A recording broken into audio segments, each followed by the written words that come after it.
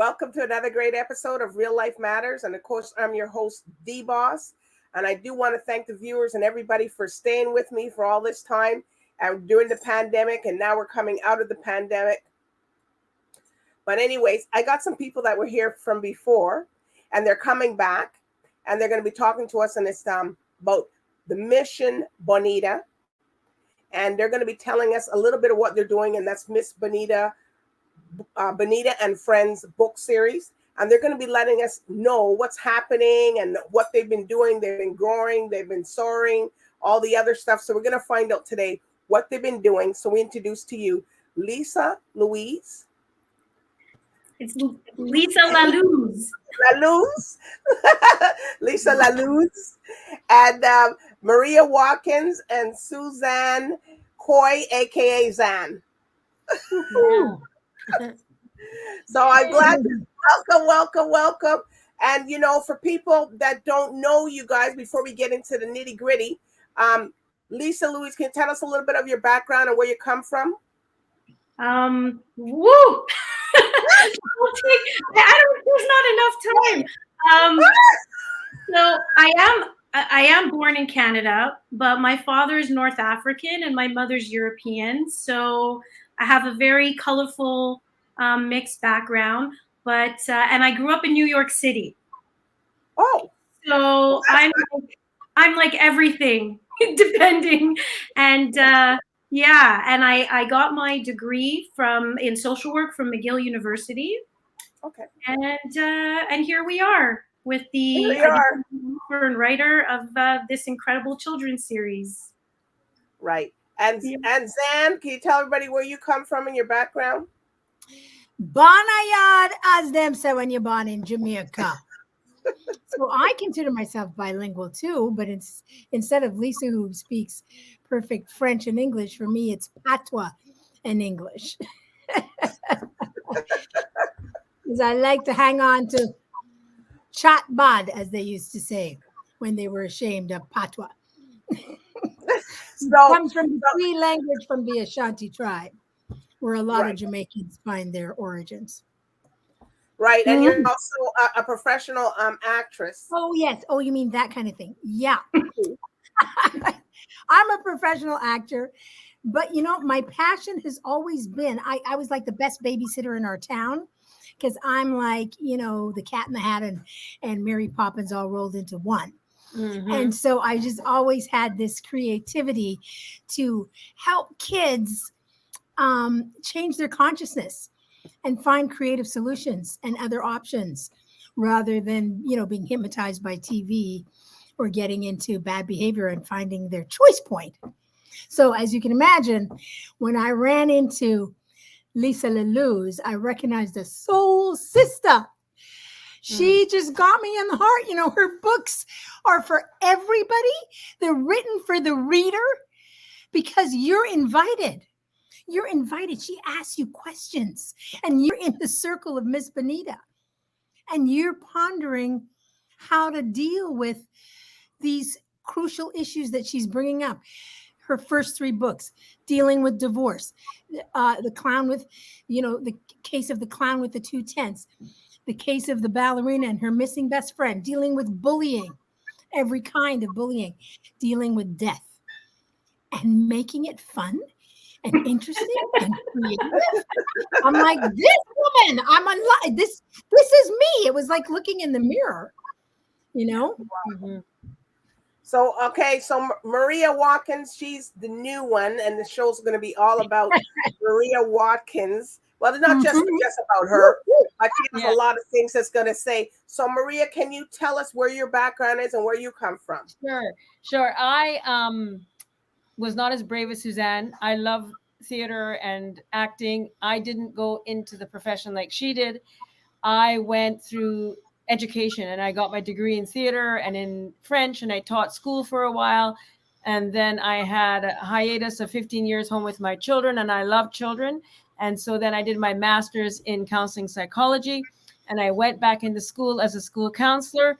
And so what they're doing with the book and their acting, I tried to bring play therapy into the school. And so I'm a narrative school counselor. and I'm interested in kids' competence. I'm not interested in giving them any more adult advice that they don't listen to. I'm interested what their answers are. And so I am here today really as the school counselor voice in their story. The stories, if you read them, they already help kids figure out their own answers. So this is just another piece of taking Lisa's and Suzanne's creative ideas and making lessons around them, so that all teachers have to do is plug in the USB stick, and the lessons are all there for her. The book is there for her in a hard copy, and so are the lessons. So easy peasy. Teachers can help their kids deal with issues. Community leaders can do it, and parents can do it. And the lessons are all there, and they're scaffolded step by step from the near and familiar place of problems into the unknown, unfamiliar, yet territories of possibilities and preferences. Okay, so can you tell us why you got involved with Miss Bonita and Friends? There aren't any books like Lisa Lallouz's books. There aren't any books that are written for children and family in regular words.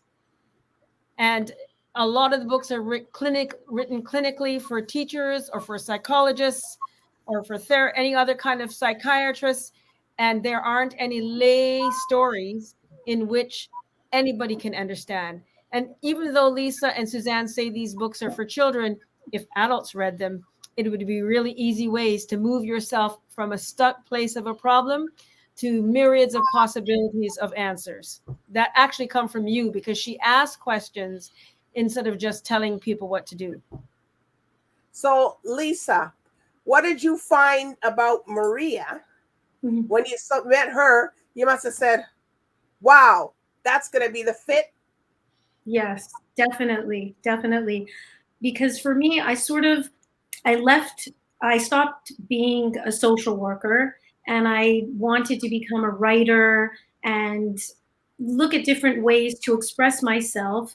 But my love and my passion have always been for children and to help children, right? So I didn't want to get clinical, as Maria pointed out. You know, I looked at the books that were out there, and other books, there are things, you know, like Winnie the Pooh is very profound, Care Bears, there's other stories, but I wanted to do something more direct where I could literally imagine a child in front of me, you know, who has a problem, and I wanted to help them. So it was just sort of like, it was very creative, it was very spontaneous, it was very artistic. You know, it was more of an expression of my own grief or my children's grief when they were going through challenges. And so when I met Maria, I thought, oh my gosh, she completely understood what I was doing.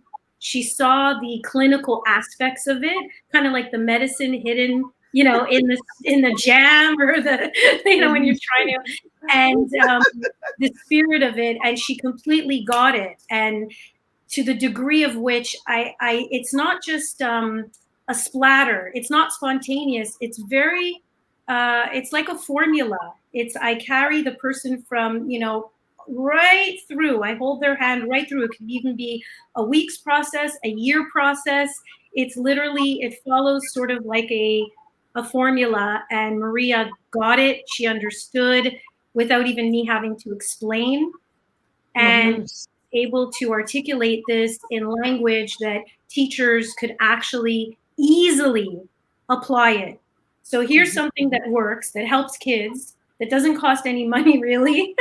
And a lot of kids are struggling and teachers don't know what to do. And so Maria was able to offer this incredible, this book, this incredible course.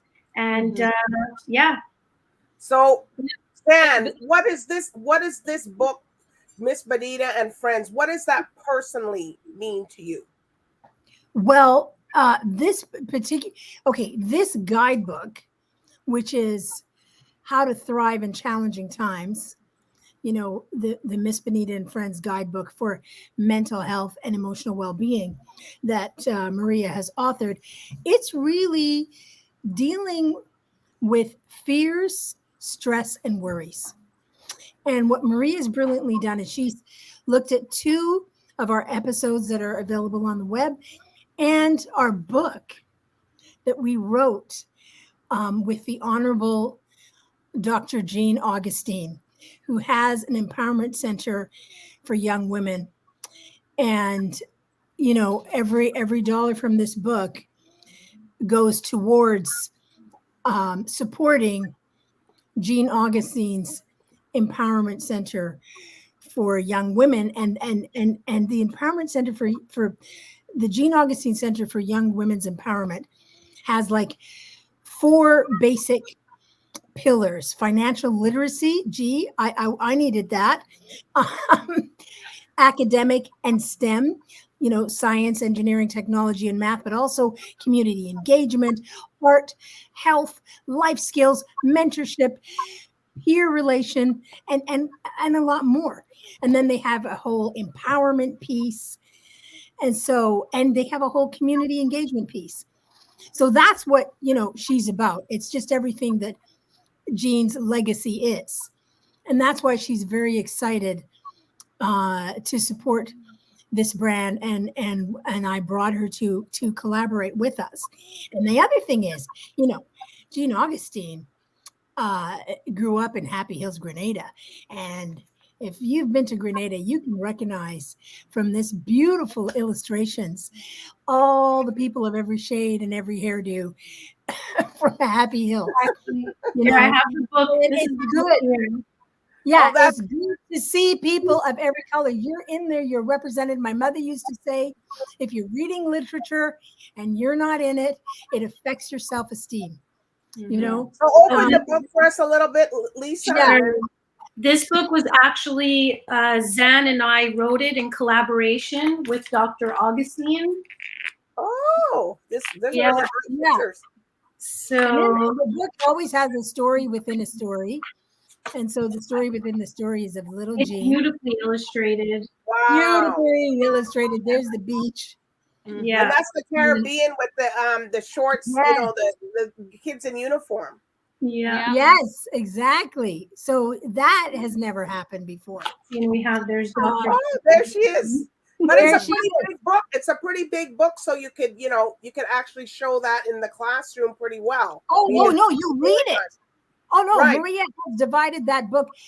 We've created 7 lessons. 7 lessons, all on fears, worry, and stress, and creative ways of overcoming it, and incredible exercises. And like us, everything Maria creates for kids, it's like, wait a second, I'm having fun and I'm healing? You'd never know. You're having so much fun. The exercises are fun, you know. All right, so we're going to And get back to Maria, and I'm going to show the book. All right. Just hold on. I'm just going to show the book, and then you're going to tell us what, you know, what part you took in writing this and how it came about, just so we can actually see. Just hold on. I'm going to show everybody this. And I wanted to throw one thing in. Okay. There it is. Let's see the book. This is the book. That's not the final cover. All right. How to thrive, and it has crossed out. Well, that's really that's a teacher's thing, right? Yeah. It had survive and it's crossed out and has thrive. But this is not the final graphics. This is just what we handed in. Just a draft formula. All right. Yeah, so that's the book. The medicines are in the original book. My book, which is a teacher's guide about the book, just takes the medicine more in a fun but clinical way to get to great preferred possibilities and solutions for children to get unstuck, and families and classrooms to become unstuck with problems. And so it just goes into a little bit more depth of the steps to take and how to get the answers from the kids. But the book stands alone without my teacher guide. There's medicine in there already. The teacher guide just is more specific, and yet I tried to make it into cooperative and active learning, and and practice that kids can be exposed to solutions and then come up with their own solutions to how they would get out of a problem, like worrying or getting bullied or doing bullying. Yeah.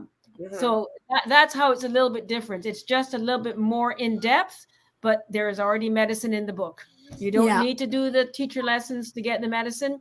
But if you wanted to really get an in-depth movement to address a lot of people or one person, the teacher guide is a good thing. And what I like about it, there is no work for the teacher.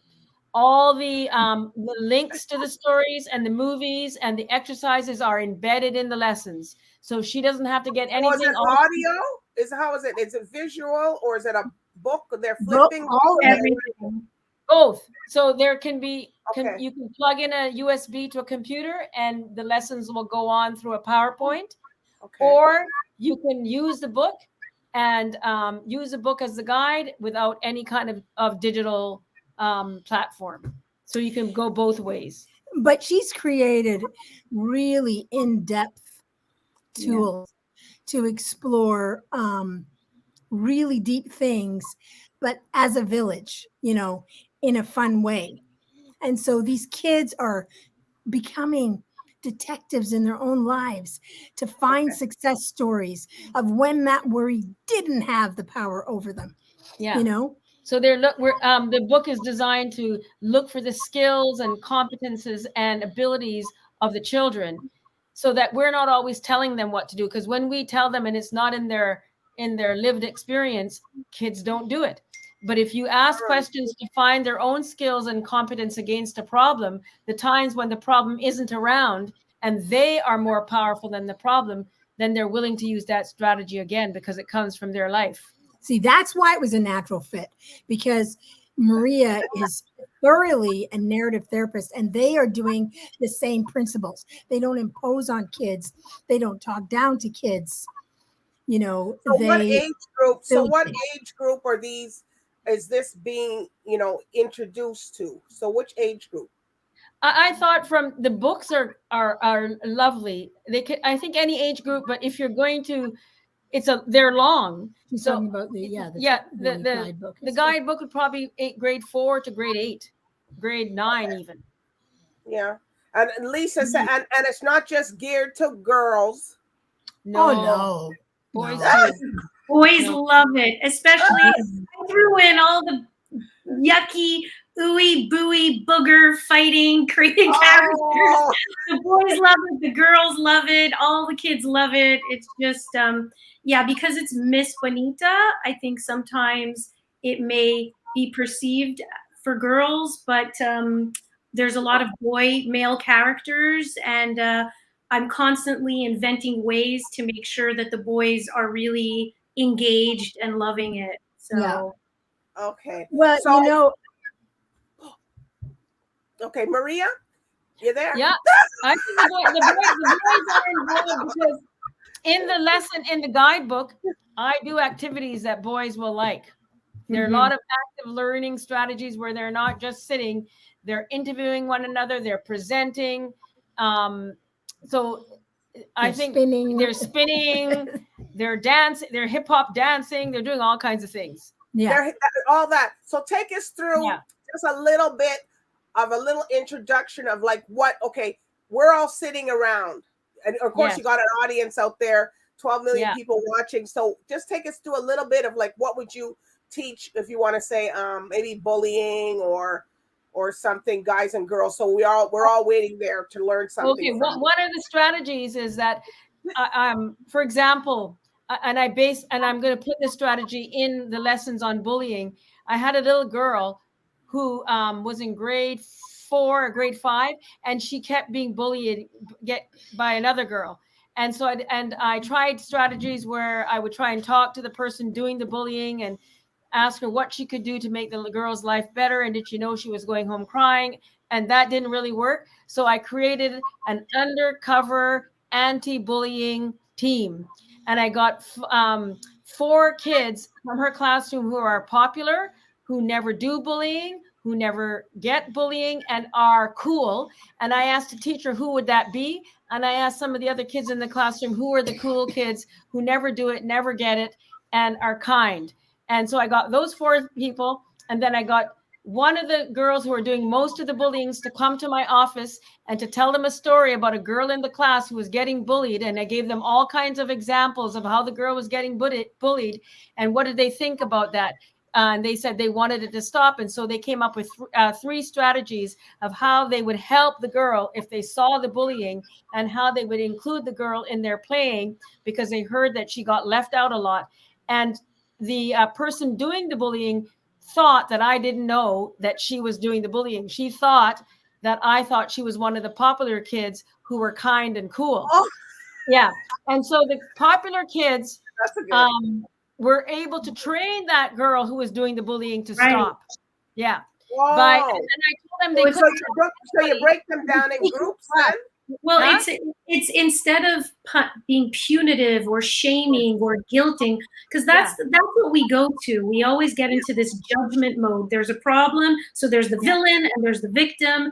Really, we all have been villains and we've all been victims. It's we don't solve that problem, and a lot of times the person who's the bully doesn't realize even. So what Maria did was brilliant, because it was she secret. enlisted that child, exactly, the one who was doing the bullying is now being trained, not knowing. She's now part of this group, which is ultimately what she probably wanted, and she's now become a helper. So you solved the bullying problem. Like, it's just wonderful. You know, it was secret. Nobody, they didn't tell anybody about this. They couldn't tell anybody, not their parents, not anybody else in the classroom, that they were doing the secret anti-bullying work. And then the little girl comes to Maria's office and she's like, Mrs. Watkins, you have made my life better. And she was just crying and she was so happy. Mm-hmm. And that bully was becoming. And there's no punishment. There's no detention. There's no expulsion. There's no shame. It's called learning. Learning. So do you break them up in groups when you're doing this, or how does it work? Yeah, there's a lot of group work where the teacher chooses the best groups to work together. Okay. And so a lot of you have to think, pair with somebody and take ideas, sharing, and then present to the class. There's all kinds of group work where if there's a problem in the classroom, the teacher can break it up and put kids who don't usually hang out together with people they might end up liking. So you can switch people around like that and kind of break up the cliques in the classroom. And so there's a lot of group work and cooperative work and presenting ideas back to the class so that the teacher is not standing there teaching the lesson. Yeah, and they're answering questions about, well, what was happening with the book, and what was this Melanie's fear, and what was this person's fear, and what worry did they have, and how, and Maria has this brilliant way of name the problem. But we don't name it. They find a name. Yeah. So it could be Mr. Worrywart, or Miss Perfectionism, Mrs. Perfectionism, or that's problem. Yeah. And you're not the problem. The problem tries to have power over you. Yeah. But you can decline. Yeah, you can listen to a problem, or you can listen to yourself. Yeah. So, and the whole basis of my work is that the person is never the problem. The problem is the problem. Problems come and visit us, and we can listen to them, or we can listen to ourselves. We always have a choice. Right. Okay. So do you guys have a book, or put me in the book, right? Dealing with, people, parents in our age and stuff never want to tell anybody about sexual relations, things like that. No, come on, we used to run home to watch these shows, these after school programs that were in Montreal. And we used to, everybody's like running it. And we're like, oh, we're going to watch this thing. We want to learn things, because your parents don't tell you nothing, right? So all of a sudden, here comes your mother coming in and sitting down. What are you guys watching? Well, so far we didn't because You we haven't were had that, in right? a younger age group, so it didn't come up Yeah. yet. But Miss Yeah. Bonita, she'll do anything. So if there's a need, if kids would write to her, because the age group that, you know, was sort of, and I not see Maria's head burning around now. Yeah. yeah, it was like you know, something more of an age group that even the schools weren't touching it yet at the time. So Because that happens in high school, you know, you know, you're going to high school and people want to know, you know, those things, and they're not taught, and their parents don't really, some of them parents don't want to tell them. well, we all learned from some kid in the worst way, and that happened to me, and I was sure that I had told my kids, I was telling them early, and when they told me how I missed the boat, that they had knew all along, and then when I said to them, oh yeah, I said to my kids, what do you mean you know already about sex? Oh yeah, we've known that for years. And I asked them, what do you mean you're 10 years old? And I said, what do you know? And when they started to tell me what they knew, I said, who the heck taught you? I said, well, that sounds great. Whatever you just said. I never knew about that. No, it was like I didn't know.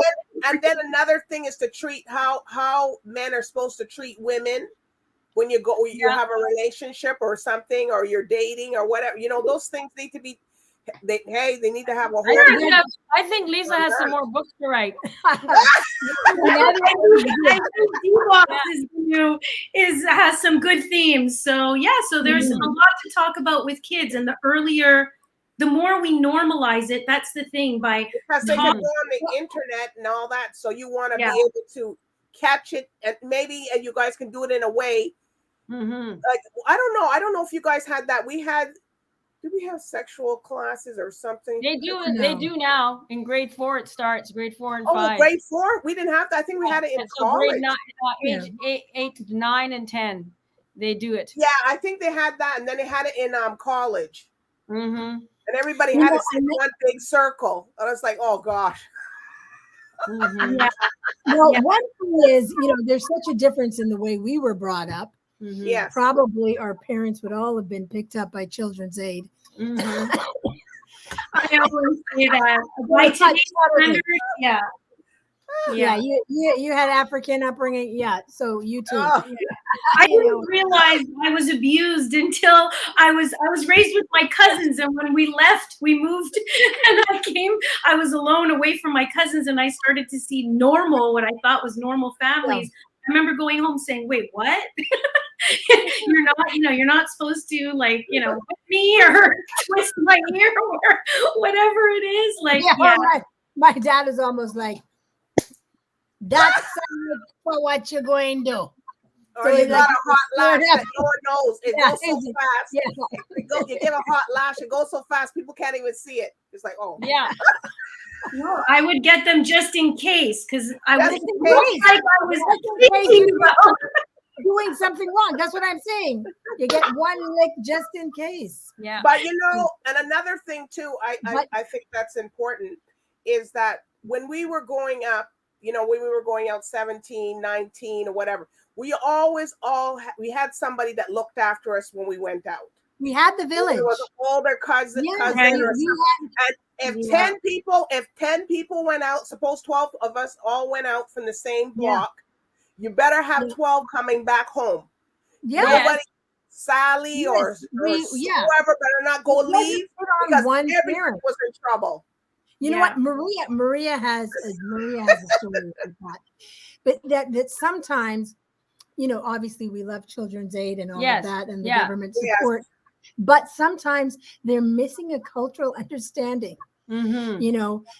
Tell me that story you were telling me. That about I was working with a lot of Filipino children who had some anxiety because their parents worked 3 jobs, and they grew up with their aunties and uncles and grandpas in the Philippines. And when the parents had enough money and stability after 3 or 4 or 5 years, brought the kids to live in Canada, but they had to be working 3 jobs. And so these kids would go home after school by themselves, and they would have all this anxiety being alone and not being around their village. And sometimes they were going to bed without their parents being there because they were working a night shift, and they would tell their teachers, and then the teachers would want to phone children's services because they were being left alone to go to sleep and put themselves to bed. And some of them were staying up and watching their phones or playing computers and coming to school and falling asleep. And I said, no, why? We know a whole bunch of families live in that building. Why don't we get together and find out whether there can be older siblings that will babysit kids or invite them in? Or could we make a day where everyone cooks together and gets to know the people in the building who are Filipino or who are other cultures? And so that these kids are not sent off to social services and taken from their families, but that there's some kind of community in the building to support them. So that's what we tried to do instead of getting parents in trouble. That's really great. That's a great thing. Yeah, that's because, amazing. Now I remember, I don't know if Mm-hmm. Lisa or Zan or Marie, we had to babysit. There was always one that had to babysit. We were babysitting from maybe 12, 13 or 14 years old. But now today, that's underage. I raised nieces, money. My sister for free. What money? I didn't get it for free, but some of us gave us a little allowance, and you could eat all you want when you went to the house. That possibly, but I raised. There's a lot of kids who called me auntie or mommy, and Zan has experienced this, and I know that when I went through my divorce, first of all, growing up, like Zan had mentioned about social services, I say, my God, I was always exhausted. I never had a lunch. I was alone, and my parents, they didn't laugh about it. They were very young when they had me. So at one point I was being raised by my grandparents, but once we moved, I was a latchkey kid in New York City. It was frightening. Wow. When I think of it now, like I mean, my parents know, they know, for sure it wouldn't fly today. Okay. It's by today's standards. There's a lot of things, but the thing is, so I decided I was going to be the perfect parent, and I did everything perfectly perfect, like my book, like just perfectly perfect. And you know what? I still had problems. Things still happen. I landed up divorced, and it showed me that we aren't meant to do this alone. We are not meant to be isolated and alone in this life period, let alone bringing children. Where are the grandparents and the aunties? And if you don't have that, then you need community. Yeah, you need, people are not meant to, and we're holding people on such a standard, especially if you're living in Canada. If you're living in Canada, it's impossible. You cannot survive and thrive all by yourself, and certainly not have children. It's not set up for success that way. It's a miracle if you make it. So getting this idea of like what Maria did in the building, everybody pitching in and helping out, that's a village right there. Or you can call it a community. Yes. We discovered a village. It was there in the building, but someone had to potentialize it and ignite it, and that's such a Miss Bonita thing to do. And so these people who come to work with the brand, they already are living the brand. But I like the fact that you guys, this brand, and I like the mission, Bonita. The brand can go. It's a mission. Yes, you have a Miss Bonita and friends, but mission Bonita is so much. It's such a international, global thing that you guys can touch on. It's getting used to other people's countries. I remember growing up in Montreal. A lot of us didn't know what other people's foods were, but we went to college, and everybody had to go I think it was every week or something we did. We went to somebody else's culture's restaurant, and we went and tried the different foods. Nice. So we know what Lebanese food is. We'll know what this is, so that when you go out there, you're just not limited just to your own food or your own culture. That's being a true Canadian. Yeah. Celebrate your culture and honor everyone else's and celebrate. Yeah. Right. Yeah. Well, that's why the book with Dr. Jean Augustine was so important, because I really felt strongly that for the majority of children in the world, just if you look at statistics, this will be their first introduction to a child from, whichever country we're writing about. So let's say it's Grenada or it's Canada or wherever. So it was very important for me that everything be depicted with love, with joy, not a sad story, not, like a very empowering, happy, beautiful, all the characters would be wonderful. And so I think we achieved that. So can we see the bear? Oh, this is Doobie Bear. Doobie Bear. Oh, story. He has a story.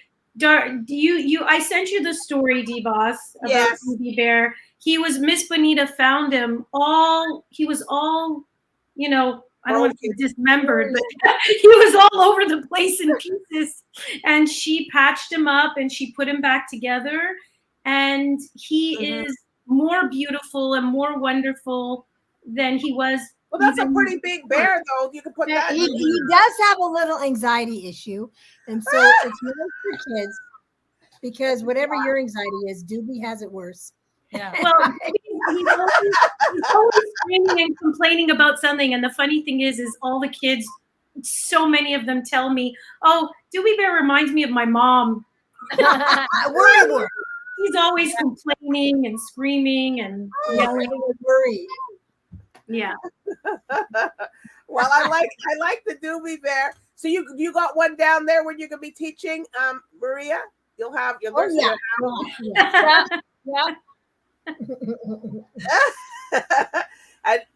and they can get the book. So tell us now, when are you guys launching, this wonderful, episode in the Mission Bonita, when you guys are launching this, Lisa or Well, in August, I believe our launch date for the Teacher's Guidebook will be Wednesday, the 24th of August.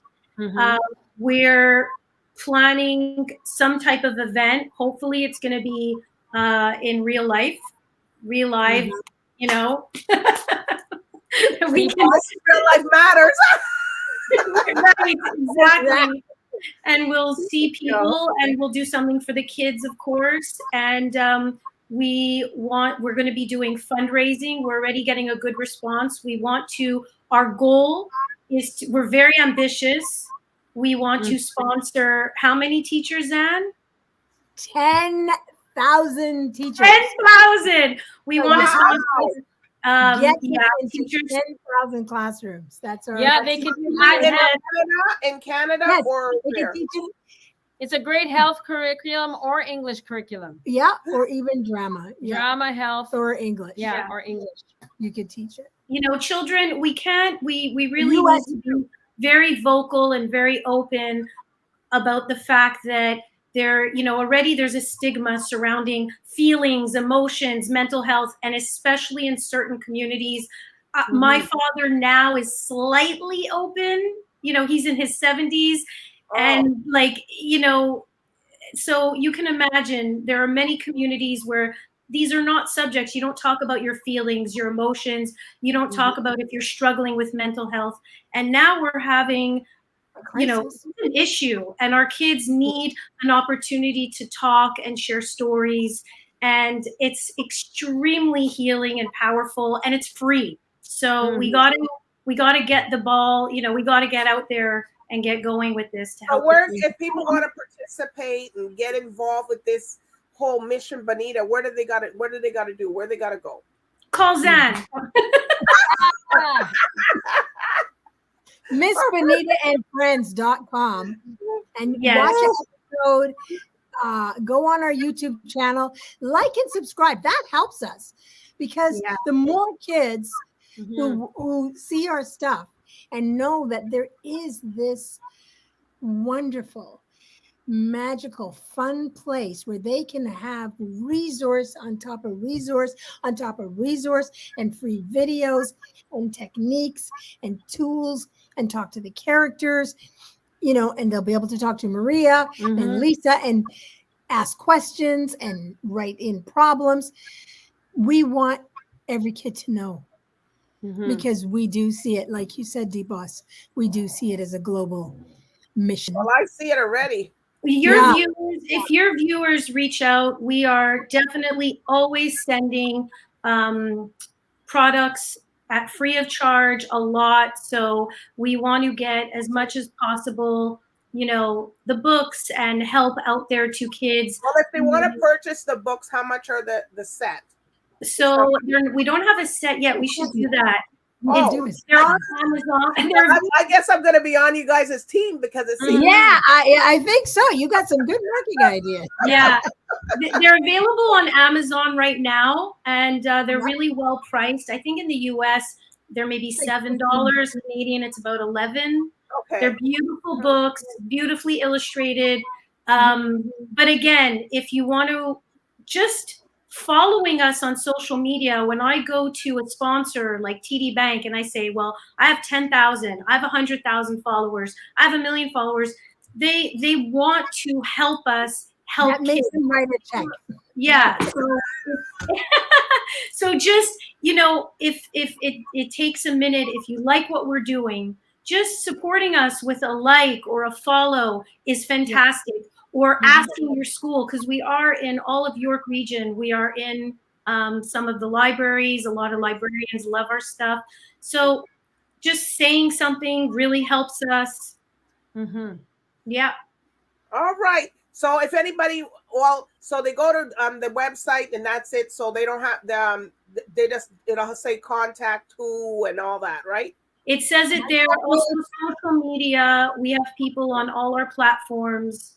They'll respond. Instagram, Facebook. All right.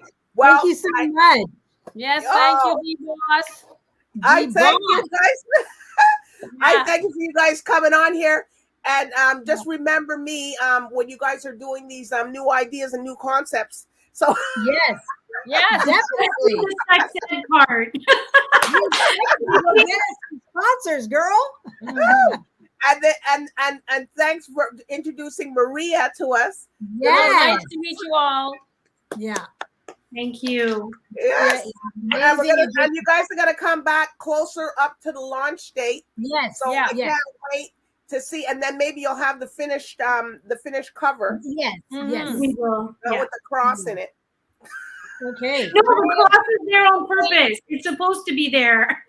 Okay. So we're crossing out survive and saying thrive. Okay. Yeah. So we're thriving for the best. But anyways, I do want to thank the viewers tonight. I want to thank Lisa, Maria, Zen, and all you guys for coming on tonight and telling us about this. And you guys follow them now. If you don't, I'm going to go to each and every one of you, and I'm going to go to bat for Mission Bonita. So anyway, thank you, DBoss. Thank you, DBoss. Good night, everybody. Good night.